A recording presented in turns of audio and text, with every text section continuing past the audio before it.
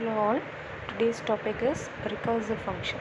Okay, so before going it, we'll see what is function. Okay, last class enough thing we have seen, right?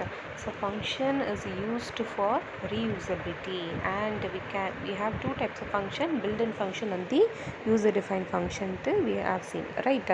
So in the recursive function in the sense அப்படினு பார்த்தோம்னா a function which calls by itself is calling it as the recursive function.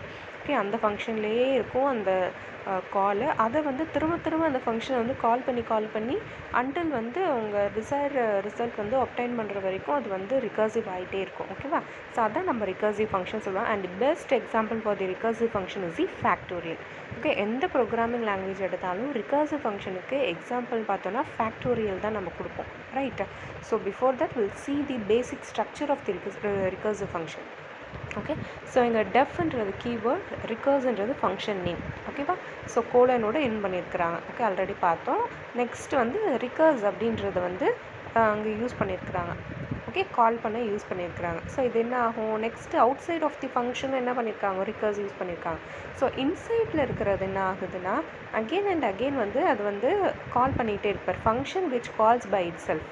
ஓகேவா? அந்த ஃபங்க்ஷனே அது வந்து கால் ஆகிக்கிட்டே இருக்குது. ஓகேவா? தென் out side இருக்கிற ரிகர்ஸும் அதே மாதிரி கால் ஆகிட்டே இருக்குது. அது வந்து நார்மல் கால். ஓகே, ஸோ இது வந்து ஃபங்க்ஷனில் இருக்கிற ரிகர்ஸ் வந்து calling it self, function return calling the function it self அப்படின்றது தான் நம்மளோட ரிகர்ஸ் ஃபங்க்ஷன். இதான் வந்து உனக்கு பேசிக் structure for the recursive function.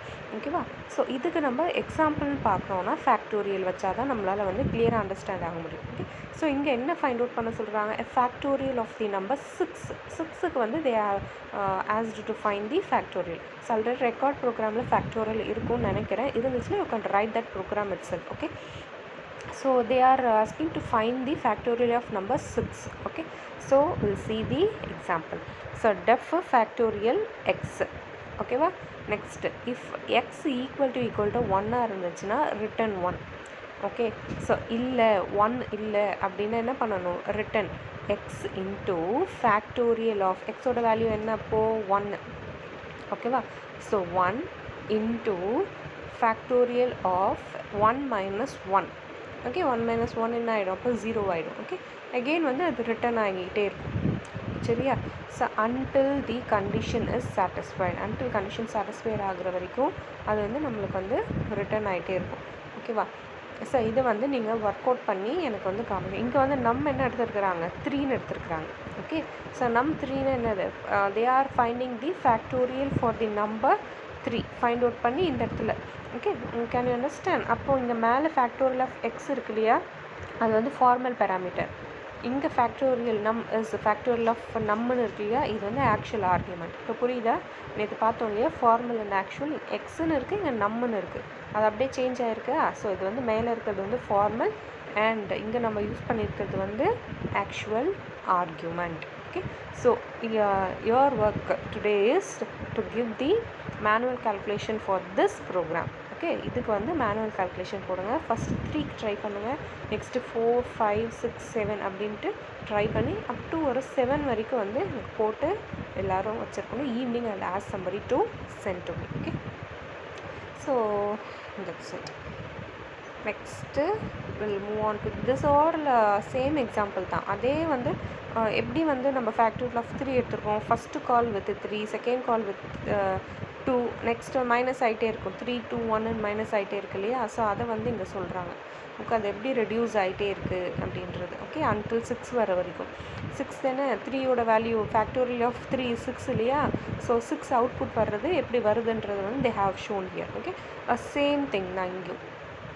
Okay, so எப்படி வந்து அதே தான் எடுத்துருக்குறாங்க. சேம் செட் ஆஃப் ப்ரோக்ராம்ஸை 3 டைம்ஸ் போட்டிருக்காங்க. பட் 3 டைம் கால் ஆகுது, எப்படி வந்து அது வேல்யூ வந்து 6 ரிட்டர்ன் ஆகுது ஃபைனலி அப்படின்றது இங்கே மென்ஷன் பண்ணி. So this is not needed. நம்மளுக்கு ஒரு set of program is enough அப்படின்றதுக்காக I have skipped this. Okay, next advantages பார்த்தோன்னா, ஸோ கோடு வந்து ரொம்ப க்ளீனாகவும் எலகண்ட்டாகவும் இருக்கும்னு சொல்கிறாங்க. பார்க்க வந்து it will be a nice to see recursive function பார்க்கக்குள்ள. So complex task can be broken down into simpler sub programs using recursion. So ரொம்ப பெரிய ப்ரோக்ராம்ஸ்லாம் இருக்கக்குள்ள அப்போ நம்ம அதை வந்து சப் ப்ரோக்ராமாக ப்ரோக்கன் பண்ணி அங்கே வந்து நம்ம ரிகர்சிவ் அக்கர் பண்ணலாம். ஓகேவா? Next sequence generation is easier with recursion than using some nested. So nested இருந்ததுன்னா தெரியும் இல்லையா, if else அதெல்லாம் இருக்கு இல்லையா, அதெல்லாம் நெஸ்டட். சீக்வன்ஸில் வந்து ஆர்டர் பை ஆர்டர் வர்றதில் வந்து நம்ம வந்து யூஸ் பண்ணலாம் ரிகர்சிவ் ஃபங்க்ஷன். இதே நெஸ்டட் உள்ள use பண்ணக்குள்ள it will be somewhat difficult. Okay, and disadvantages is, so logic behind recursion is hard to follow through. No simple person can't understand. If you work out only you can understand the logic thing. Okay, பார்த்தா நம்மளுக்கு புரியாது, work out பண்ணி பார்த்தா தான் okay it will going here then it will returning here அப்படின்றது வந்து நம்மளுக்கு find out பண்ண முடியும். இந்த ரிகர்சிவ் கால்ஸ் வந்து எக்ஸ்பென்சிவ், ஏன்னா லாட்ஸ் ஆஃப் மெமரியும் டைமும் ஆக்குபை பண்ணிக்குது. நம்ம ஏன்னா மல்டிபிள் டைம் வந்து அது ரிகர்சிவ் ஆகிட்டே இருக்கு இல்லையா, அப்போது வந்து அது அதுக்கான ஸ்பேஸையும் டைமையும் எடுத்துக்கும். So hard to debug. ஓகேவா? எரர் வந்து கரெக்ட் பண்ணுறது ரிகர்சிவ் வந்து இட் இஸ் சிம்பிளி ஹார்ட் அப்படின்ற they have said. Okay, so recursion is the very simple thing. Okay, a function which calls by itself, அதுதான் வந்து உனக்கு recursion. Okay, so இது வந்து basic example. ஓகேவா? Then example again factorial example வச்சுருக்குறோம், அதோட output இதோட manual calculation. So followed by the advantage and the disadvantages of the recursion. Right? So that's it. What are the things I have told you in the group? You have to write that only. Clear? So any doubt, please kindly ask me and do the manual calculation. Okay, up to 6 or 7 number வரைக்கும் manual calculation போட்டு பார்த்தீங்கன்னா it will be useful.